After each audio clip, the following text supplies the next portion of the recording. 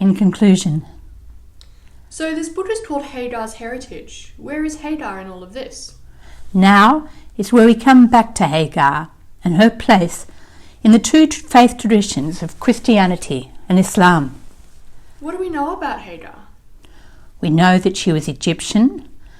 She was probably one of the slaves given by Pharaoh to Abraham and Sarah.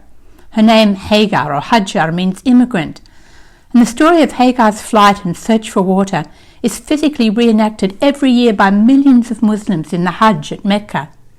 So both Islam and Christianity have the flight of a mother and her son in their beginnings.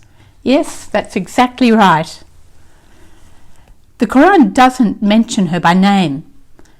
Surah Ibrahim 14, verse 37 is taken as an allusion to Ishmael and Hagar, where it says, "O our Lord, I've made some of my offspring to dwell in an uncultivable valley by your sacred house, in order, O Lord, that they may perform prayer. So fill some hearts among men with love towards them, and provide them with fruits, so they may give thanks." That's Abraham's prayer. However, there's far more detail in the Hadith, and I've quoted one at length in the appendix. In the Bible, there are several chapters about Hagar. Yes, it's surprising how little teaching she receives in the Christian community. Neither Abraham nor Sarah mention her by name, but only refer to her as this slave girl.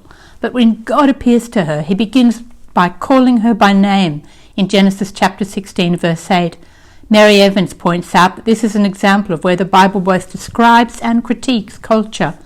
4 times in the Bible, God reiterates his promise to Hagar and Abraham of Ishmael being blessed and of becoming a great nation. So why is she important for us? Well, Hagar is a woman who's nameless and marginalised, and it's in that place, homeless and desperate, that God sees her and speaks to her, and she's the first woman in the Bible to give God a name, El Roi.